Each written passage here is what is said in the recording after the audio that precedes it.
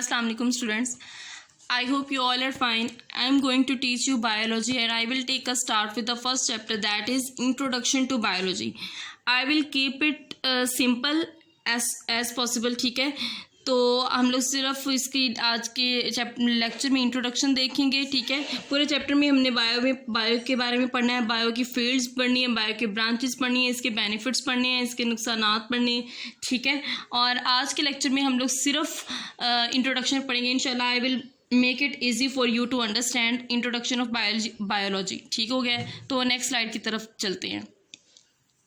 First of all background क्या है biology का. ठीक है, किसी भी चीज़ को समझने के लिए हमें सबसे पहले उसका बैकग्राउंड पता होना चाहिए. ठीक है, उसके बारे में प्रीवियस नॉलेज पता होना चाहिए. तो इसमें लिखा है साइंस. तो साइंस क्या है और बायो का इससे क्या रिलेशनशिप है, ठीक है, वो देख लेते हैं. Science is the study in which the observations are made, experiments are done and logical conclusions are drawn in order to understand the principles of nature.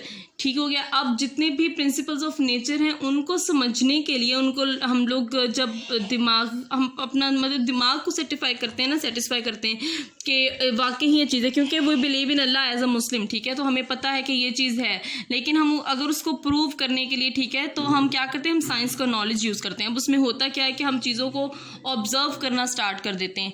Observation के बाद क्या होता है कि ऑब्जर्वेशंस को प्रूव करने के लिए वी डू एक्सपेरिमेंट्स. ठीक है, हम डिफरेंट एक्सपेरिमेंट्स करते हैं. जब वो एक्सपेरिमेंट्स हो जाते हैं तो उसके बाद हम कोई ना कोई उसमें से रिजल्ट निकालते हैं, दैट इज़ लॉजिकल कंक्लूजन्स. ठीक है, तो ये सारा नॉलेज है साइंस का जिसे हम यूज़ करते हैं to understand the principles of nature.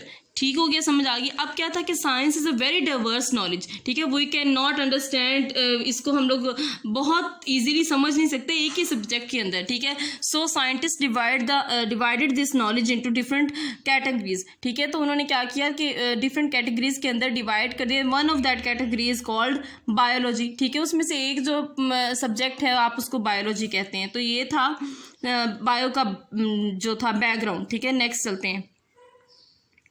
Next एक this wonderful saying by doctor Abdul Salam, he was a Muslim scientist. ठीक है, तो उन्होंने क्या कहा था कि scientific knowledge is the common heritage of mankind. उन्होंने कहा था कि this is not something we learn, this is the inheritance. ठीक है, कि उसने कहा कि साइंटिफिक नॉलेज ये नहीं कि हम कोई चीज़ नए सिरे से सीख रहे हैं, ये हमारे इंस्टिंक्ट में होता है. ठीक है, कि हमारे दिमाग में होता है scientific knowledge. We naturally observe things. ठीक है, हम कुदरती तौर पर सारी चीज़ों को ऑब्जर्व करते हैं, देखते हैं, उन पर एक्सपेरिमेंट्स करते हैं. ये इंसान के अंदर चीज़ है. ठीक है, तो ये उन्होंने कहा था डॉक्टर अब्दुल सलाम ने.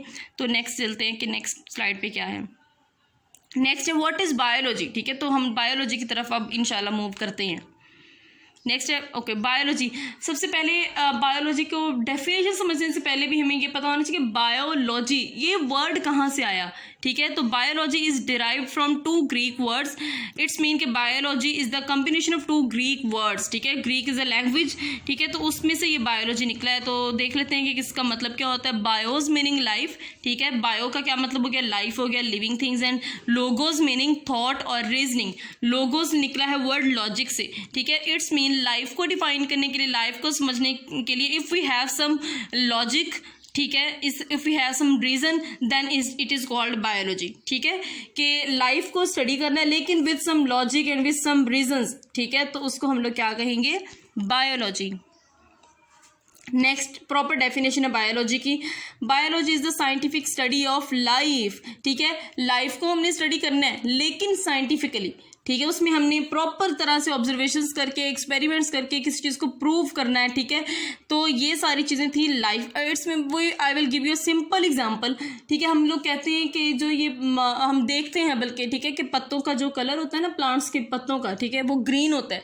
ठीक है, तो हाउ डू वी नो कि ये ग्रीन कलर कैसे है. ठीक है, हमें अब हम देखें कि as a Muslim we believe in Allah, हमें पता है कि ये ग्रीन कलर है, ये अल्लाह की तरफ से है. ठीक है, लेकिन वो अब कोई अगर साइंटिफिक नॉलेज रखता है, ये जिसको इस चीज़ का शौक है, तो वो क्या करेगा, वो इस बात को समझने की कोशिश करेगा कि ग्रीन कलर ही क्यों होता है पत्तों का. ठीक है, तो जब वो एक्सपेरिमेंट्स करता है, ऑब्जर्वेशंस करता है, तो वो सारी चीज़ें करता है, तो उसको फिर पता लगता है कि प्लांट्स के अंदर क्लोरोफिल होता है केमिकल, जिसका कलर ग्रीन होता है, इस वजह से पत्तों का कलर भी ग्रीन होता है. ठीक है। तो ये सारी चीज़ें होती हैं, ये सारी चीज़ें हैं साइंटिफिक नॉलेज। यही एक्चुअली में बायोलॉजी है कि हम अब देखें लाइफ की स्टडी, साइंटिफिक स्टडी को बायोलॉजी का है। अब लाइफ में सिर्फ ह्यूमन बींग्स नहीं आ जाते, सिर्फ इंसानों की ज़िंदगी नहीं होती, ठीक है।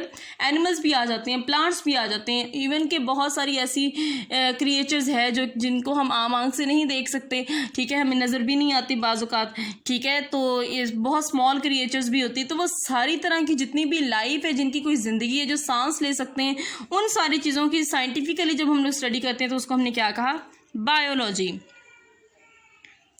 ओके, नेक्स्ट है मेजर ब्रांचेस ऑफ बायोलॉजी। अब सेम उसी तरह से जैसे मैंने आपको साइंस के बारे में बताया कि बहुत डाइवर्स नॉलेज है, तो हम एक ही दफ़ा नहीं समझ सकते। इसी तरह से बायो का जो नॉलेज है वो भी बहुत ज़्यादा डाइवर्स है, उसमें बहुत ज़्यादा वैरायटी है, ठीक है। तो हम लोग एक ही सब्जेक्ट के अंदर उसको नहीं समझ सकते। मतलब मैंने आपको पहले बताया कि प्लांट्स भी हैं, उसमें ह्यूमन बींग्स भी हैं, एनिमल्स भी हैं, उसके अंदर इंसेक्ट्स भी हैं, तो बहुत सारी चीज़ें हैं, ठीक है।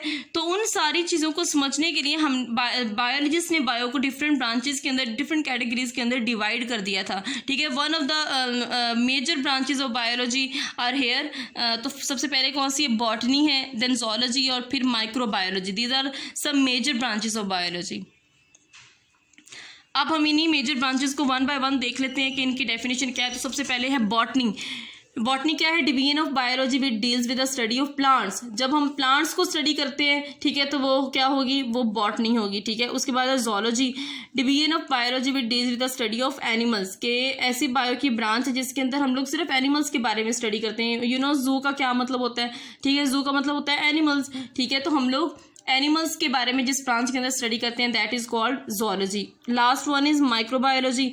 अब माइक्रोबायोलॉजी क्या होती है, माइक्रो मीन्स स्मॉल, ठीक हो गया, कि जब हम लोग पहले डेफिनेशन देख लेते हैं। Division of biology deals with the study of micro organisms like bacteria, ठीक है, कि वो कुछ ऐसे अर्थ पे ऑर्गेनिज्म है जिनको हम आम आंख से अपनी नेकेड आई से उनको नहीं देख सकते, we can not see them with our naked eye, ठीक है। सो वो use microscope to see them and to observe them, ठीक है। तो जब हम लोग जिन ऑर्गेनिजम्स को देखने के लिए माइक्रोस्कोप यूज करते हैं, ठीक है, उन ऑर्गेनिजम्स को कहते हैं माइक्रो ऑर्गेनिजम्स, ठीक है। और माइक्रो ऑर्गेनिज्म की स्टडी हम बायो की जिस ब्रांच के अंदर करते हैं उसको कहते हैं माइक्रोबायोलॉजी। फॉर एग्जांपल बैक्टीरिया की यहाँ पे एग्जांपल दी, bacteria is one of the microorganisms, ठीक है। तो that was all about introduction to biology, ठीक है। तो नेक्स्ट लेक्चर में हम लोग देखेंगे इसकी further detail. So take care, अल्लाह हाफिज।